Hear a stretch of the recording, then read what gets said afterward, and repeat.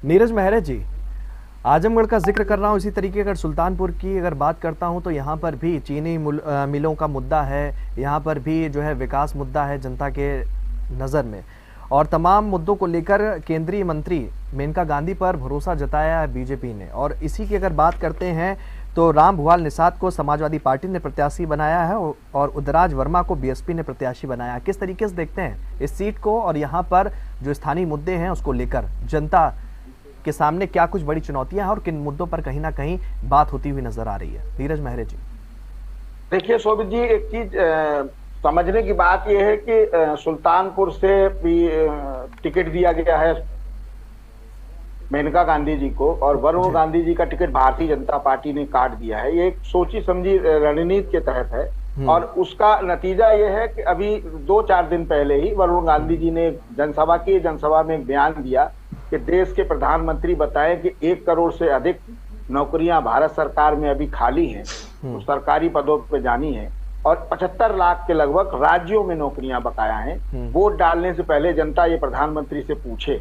ये वरुण गांधी जी का बयान है, हमारा और आपका नहीं है। तो भारतीय जनता पार्टी से वो सांसद हैं अभी मौजूदा में, चूंकि वहां से कोई दूसरा अभी जीता नहीं। जब तक रिजल्ट ना आ जाए तब तक वरुण गांधी वहां के सांसद माने जाएंगे।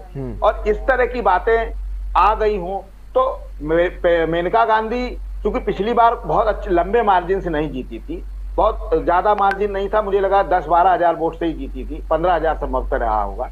15 हजार वोट कोई विशेष बात नहीं है, चुनाव में ऊपर नीचे होते रहते हैं। एक नई चीज ये थी कि पिछली बार भारतीय जनता पार्टी के साथ सुभाषपा नहीं थी, वो समाजवादी पार्टी गठबंधन से चुनाव लड़ रहे थे।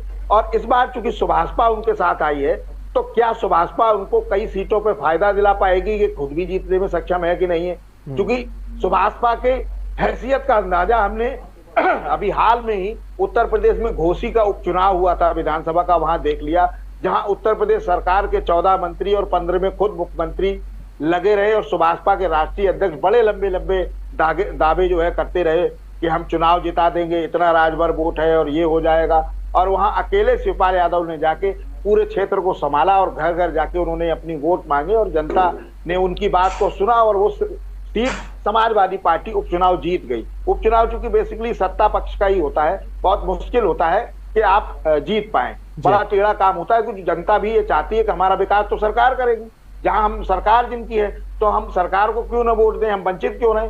लेकिन सुभाषपा क्या कमल के साथ करके क्या क्या मदद कर पा रही है, ये भी महत्वपूर्ण चीज है। और दूसरी बड़ी बात जो मैंने पहले आपको बताया, यहाँ जातिगत वोट बैंक बहुत ज्यादा है, और जाति के हिसाब से यहाँ मतदान होता है। उसका कारण यही है, मौर्य, पटेल, राजभर, यादव, मुस्लिम, ये सभी लोग अपनी जातियों के हिसाब से वोट करते हैं। इसीलिए यहाँ राजनीतिक दल भी बहुत ज्यादा उभर के इस बार चुनाव में आए। जो विजय जी ने बहुत अच्छी बात कही थी कि राजभर ये आजमगढ़ जो है माफियाओं का गढ़ रहा है, यहाँ माफिया पैदा होते थे, बिल्कुल ठीक बात है।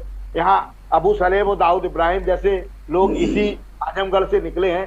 तो यहाँ के लोग पलायन तो मजबूरी होती है, क्योंकि वहाँ अगर आदमी विकास से दूर रहेगा, वंचित रहेगा, तो पलायन तो करेगा, परिवार को पालेगा, तो नौकरी करेगा, कुछ व्यापार करेगा, कहीं ना कहीं जाएगा।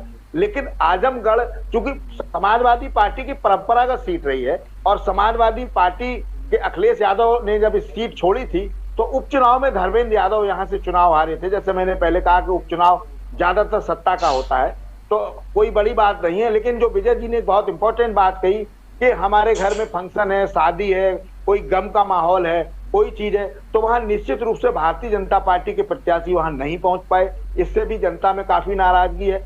धर्मेंद्र यादव जो वोट से जीते थे, वो निश्चित रूप से जैसा विजय जी ने बताया कि वो जुड़ जाएगा गुड्डू जमाली के आ जाने से।